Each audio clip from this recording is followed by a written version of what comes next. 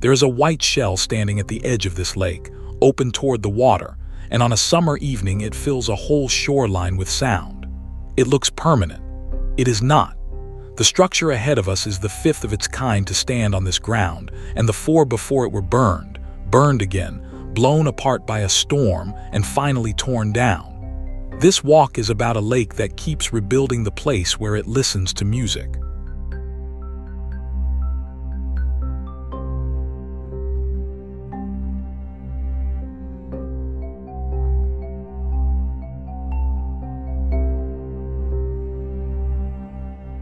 Lake Harriet lies in southwest Minneapolis, in the state of Minnesota, in the northern United States.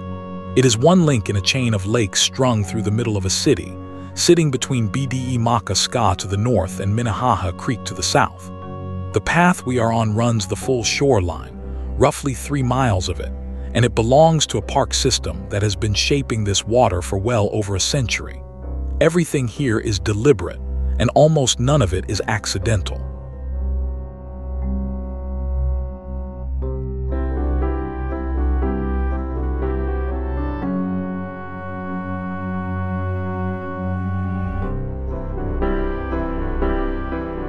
The lake covers about 335 acres and drops to a maximum depth of roughly 85 feet, which is deep for a basin sitting in the middle of a city grid. 2 beaches, a sailing fleet, a bike path, and a walking path share the shore. On a clear day, the far bank is close enough to read, and yet the water in the middle is dark and cold and old. To understand why it is here at all, we have to go back to the ice.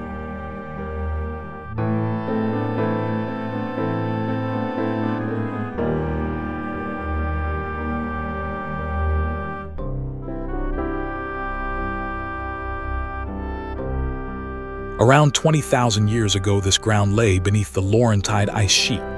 The superior lobe pushed across the region and left the ridge of debris we now call the St. Croix moraine. Later, a second tongue of ice, the Grantsburg sublobe of the Des Moines lobe, swung up from the southwest and covered the same country again. Nothing that grows here now was here then. There was ice, there was rock flour, and there was meltwater, and that is the entire inventory of the landscape.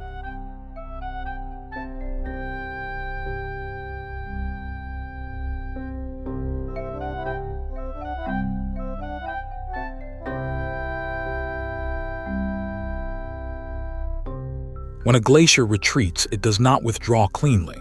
It leaves lumps of itself behind, and those lumps get buried under sand and gravel washed off the melting front. Insulated under all that sediment, a block of dead ice can survive for thousands of years after the glacier that carried it is gone. Radiocarbon dates from lake sediments in this region suggest buried ice persisted here until roughly 12,000 years ago. What we are walking around is the whole one of those blocks left when it finally gave up.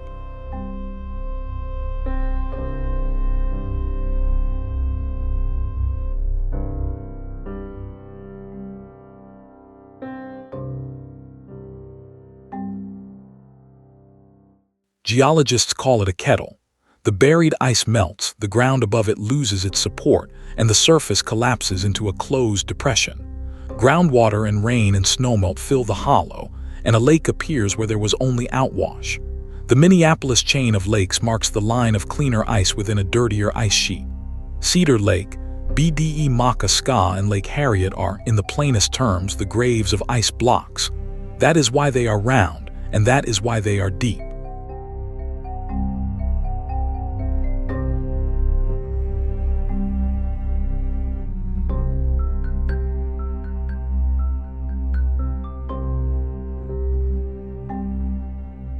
Water still moves through this system. Lake Harriet sits between the larger lakes to the north and Minnehaha Creek to the south, and the creek carries the chain toward the Mississippi. In the early 20th century, the park board dredged, channeled, and connected these basins on purpose, turning a scatter of glacial ponds into a designed sequence of water. Some of the shoreline you are looking at was shaped by a steam shovel. The lake is glacial. The lake edge is largely human.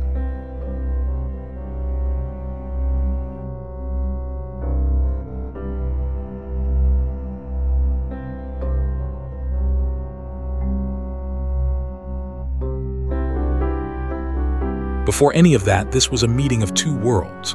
To the west lay open prairie and oak savanna, kept open by fire. To the east stood the big woods, a dense stand of maple, basswood, elm, and oak.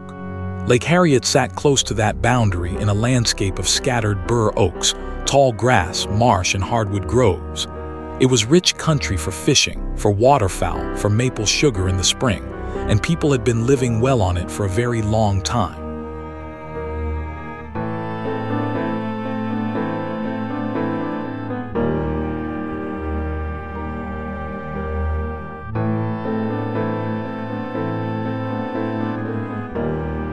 This is Dakota land. The Dakota name recorded for this lake is Bde-Uman, which is understood to mean the other lake, naming it in relation to its larger neighbor. That neighbor is Bde-Maka-Ska, White Earth Lake. These are not lost names from a vanished people. The Dakota are here today, with communities across Minnesota and beyond, and the Bde-Uakantunwen Dakota in particular held this stretch of lake country. The English names on the map are recent. The Dakota names are the older layer underneath them.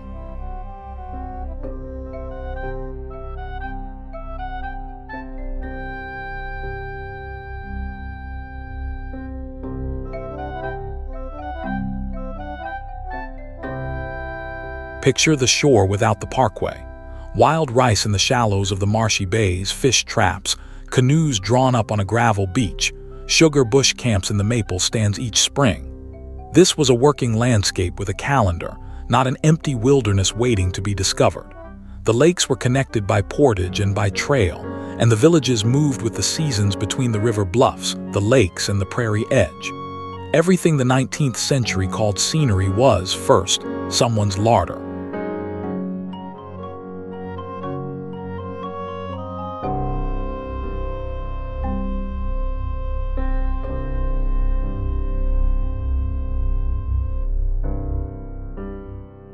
Just north of here, on the eastern shore of Bde-Maka-Ska, stood a Dakota village called Harriet. It was led by Cloud Man, and it existed from about 1829 to 1839. It was an agricultural village, an experiment in farming corn at scale, encouraged by the American authorities at Fort Snelling. By 1832, it was producing enough corn to trade. Then, in 1839, under mounting pressure and conflict, the village was abandoned and Cloud Man's band moved away toward the Minnesota River.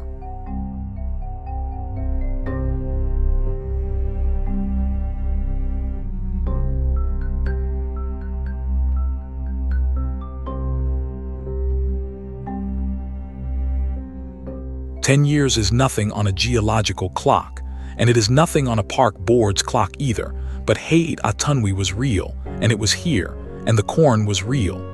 The village stood on a rise above the water, less than 2 miles from where we are walking.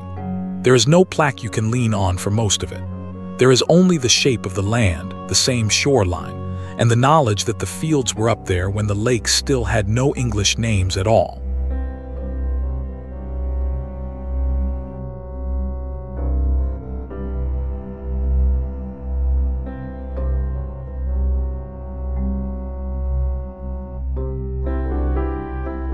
In 1834, two brothers, Gideon and Samuel Pond, arrived at Fort Snelling intending to learn the Dakota language. In the summer of 1835, a mission was established here at Lake Harriet, led by the Reverend Jedediah Stevens, with a school meant to teach Dakota children. The Ponds were drawn into it. They left again by 1837, in part over a dispute about who was allowed to preach. The mission at this lake did not last. The language work the Ponds began outlasted everyone involved.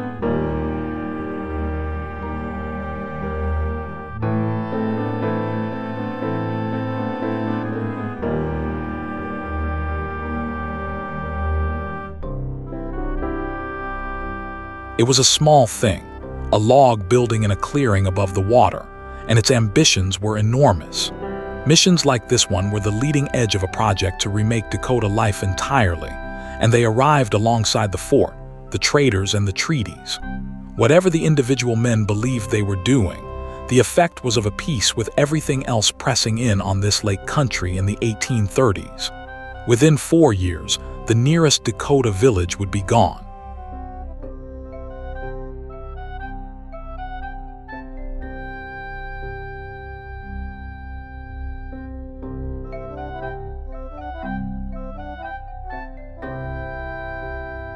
So where does the name Harriet come from? It comes from Harriet Lovejoy, the wife of Colonel Henry Leavenworth, the officer who arrived at the mouth of the Minnesota River in 1819 to build the post that became Fort Snelling. She was not a settler here. She did not, so far as anyone records, do anything at this lake. The soldiers named a body of water after the commanding officer's wife, and the name stuck for 200 years. That is often exactly how maps get written.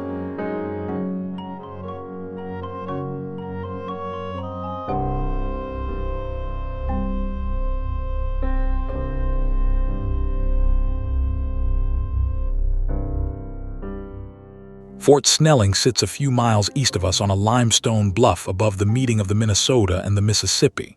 It was the anchor of American power in this country, and everything that happened around these lakes in the 19th century radiated outward from it.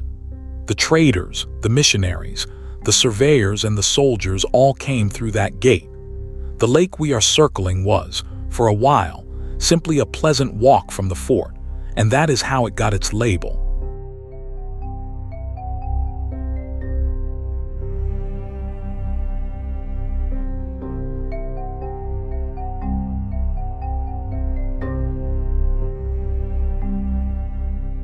Names on this chain of lakes are still being argued over.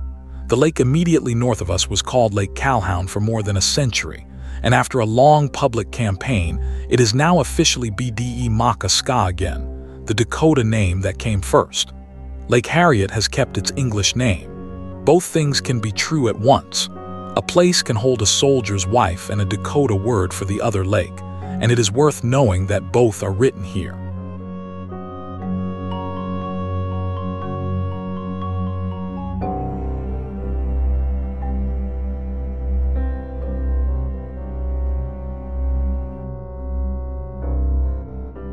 What arrived next was paper.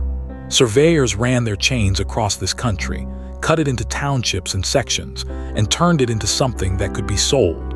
Lakes became boundaries. Oak groves became lots. Within a single generation, the land around this shoreline went from Dakota Homeland to real estate, and the men who bought it early became the men who decided what the shoreline would look like. One of them mattered more here than all the rest.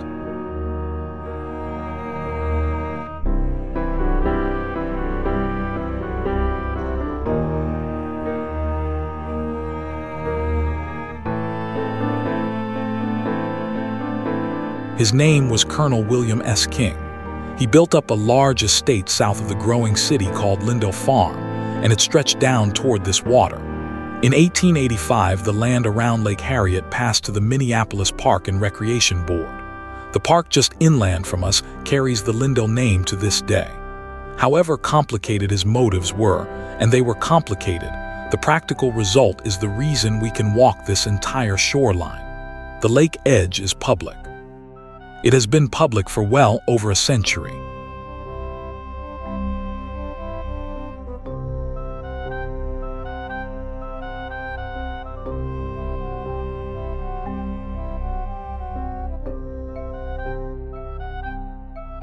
The 19th century American city had a habit of building itself a countryside. Wealthy men laid out farms and orchards and hotels just beyond the smoke, and then sold the idea of escape back to everyone else. Lake Harriet was the escape. It was the far edge of town, a place you went on a fine day. What turned that occasional outing into a genuine citywide habit was not the park board or the colonel or the view. It was a rail line.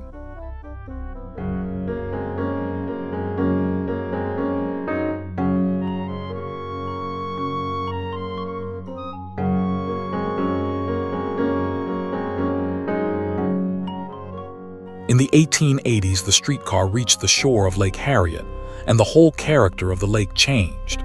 Suddenly, anyone in Minneapolis could get here for a few cents. Crowds arrived in the thousands. The railway company understood exactly what it had, and it did what railway companies did in that era.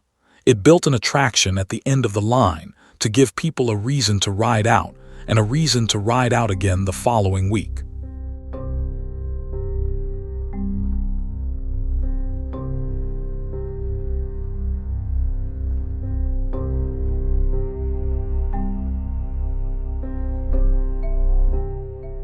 Open-sided summer cars, packed to the running boards, rolling out through Linden Hills with the whole city aboard. At its peak, the Twin Cities system was enormous, more than 500 miles of track, with the company building its own cars in its own shops. On a warm evening, the line to Lake Harriet could run nearly bumper to bumper. The music at the lake and the streetcar to the lake were a single machine, and each one existed to feed the other.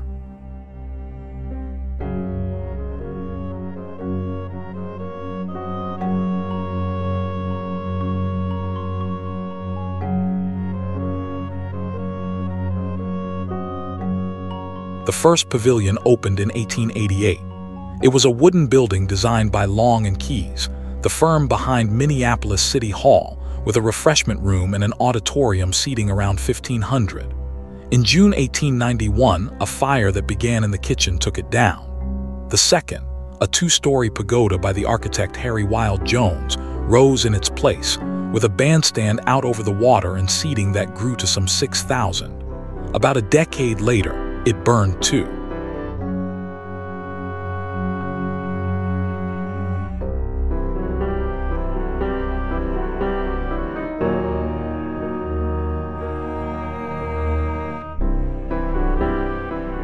Try to picture what stood here. Not a modest stage on a lawn, but a grand lakeside resort building, towers and verandas and a bandstand floating on the water, lit up and crowded on a summer night, with steamboats on the lake and streetcars queued behind it. This was the entertainment capital of a young city, and it burned to the waterline twice in 13 years because it was made of wood, and it was full of kitchens and lamps.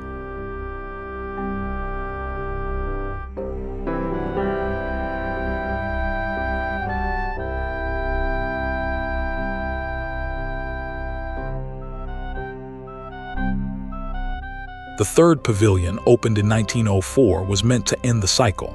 Harry Wild Jones designed again, this time in the classic revival style, a structure roughly 200 feet on a side with two wings reaching out over the lake, a cafe, a refreshment stand, and rooftop seating for around 2,000 people. It was the most ambitious building this shoreline ever carried. It lasted 21 years, and it was not fire that ended it.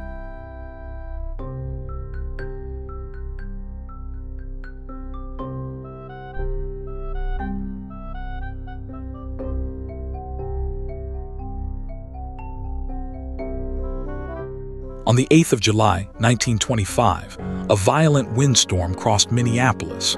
At Lake Harriet, around 100 people took shelter inside the pavilion. The roof came down on them. A woman named Emma Miller and her 3-year-old daughter were killed, and many more were injured. The next day's papers counted 4 dead across the city and damage in the hundreds of thousands of dollars. The wreckage of the pavilion was scattered out into the water of the lake.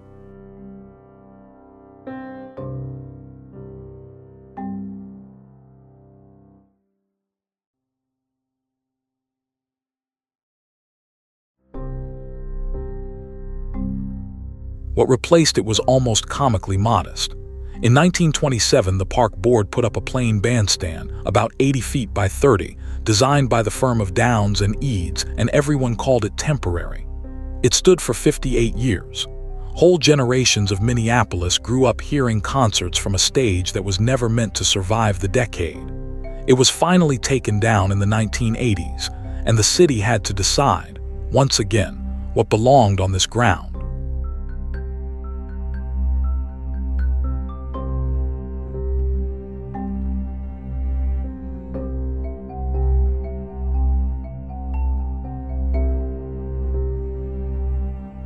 The answer, completed in 1986, is the building we are standing in front of. It was designed by Milo Thompson, of the firm Bentz Thompson Rideau, and it borrows its language from the older lakeside pavilions rather than pretending they never existed.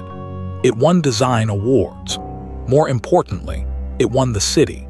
Within a few years, its silhouette had become one of the standard images of summer in Minneapolis, and a major restoration in recent years brought back its original blue.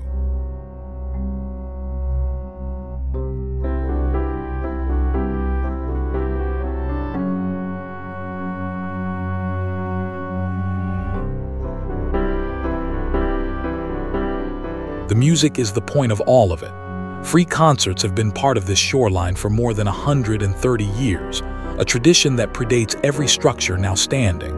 In a modern summer, the Bandshell hosts something on the order of 90 concerts, from the Minneapolis Pops Orchestra to brass bands to whatever a Tuesday brings.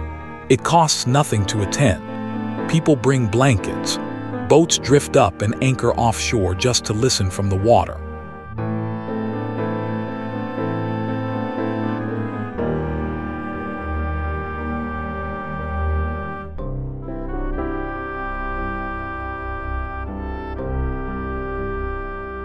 That is the thing worth holding onto about this place. 5 buildings, 2 fires, 1 lethal storm, 1 temporary stage that outstayed its welcome by half a century, and through the entire chain of disasters, the concerts simply continued. The city kept coming back to the same patch of grass to sit in front of the same stretch of water and listen. The Bandshell is not the tradition. The Bandshell is only the most recent container for it.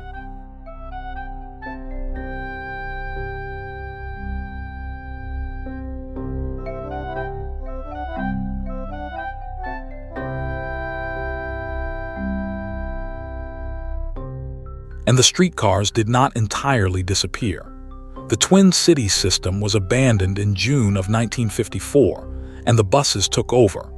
But the old right-of-way between Lake Harriet and BDE Maka Sky survived, and in 1971, volunteers began running restored streetcars on it again. The Was Harriet line still operates today, from the Linden Hills station near Queen Avenue and 42nd Street, over a bit more than a mile of track, through the trees between the 2 lakes.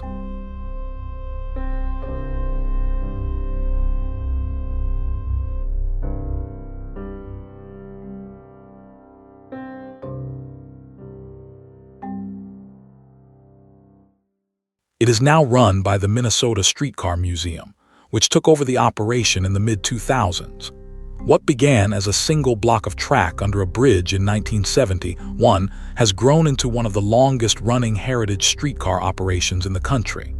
It carries people the same short distance, along the same right-of-way, past the same lakes, for the same reason. If you want to know what brought this city to Lake Harriet, you can still buy a ticket and ride it.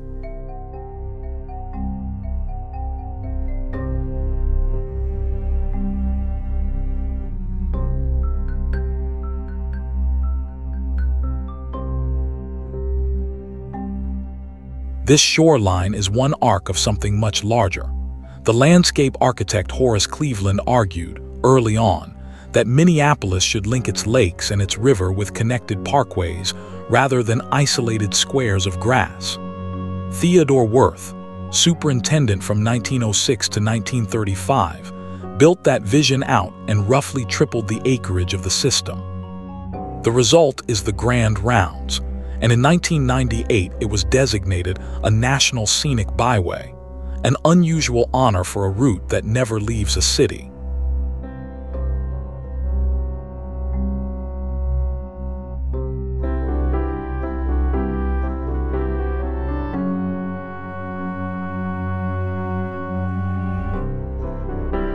Just inland from the northeast shore, in Lindell Park, is one of Worth's finest arguments.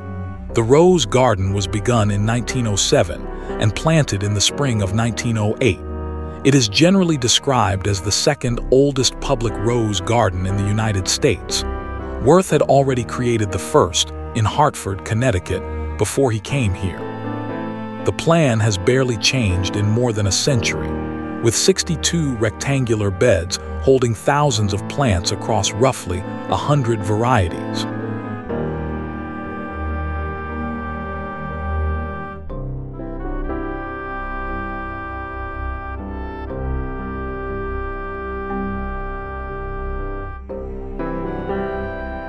The Rose Garden does not travel alone.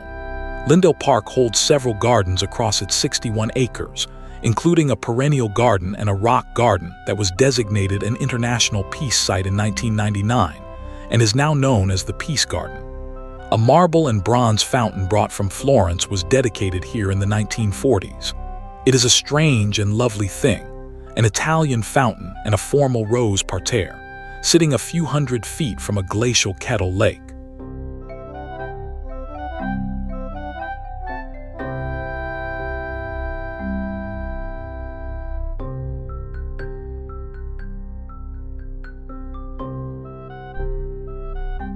Beside the gardens is a piece of ground that was deliberately left alone. In 1936, at the request of the State Audubon Society, the park board set aside about 31 acres on the northeast side of this lake as a bird sanctuary, and Works Progress Administration crews fenced it. In 1947, it was renamed for Thomas Sadler Roberts, a physician who became a professor of ornithology and directed the university's Natural History Museum. In spring, it fills with migrating songbirds.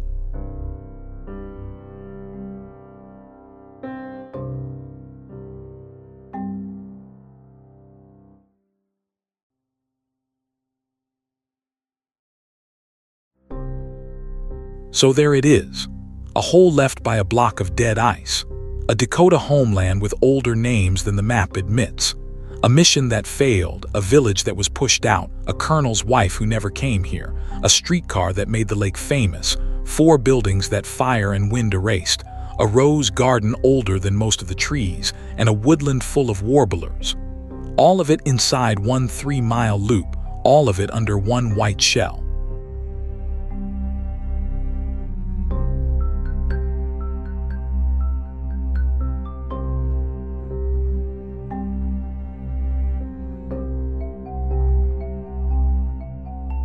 The concerts will happen again this week, and the lake will hold the sound the way it has held it since the 1880s, and nobody sitting on that lawn needs to know any of this to enjoy it. But it is better with the layers.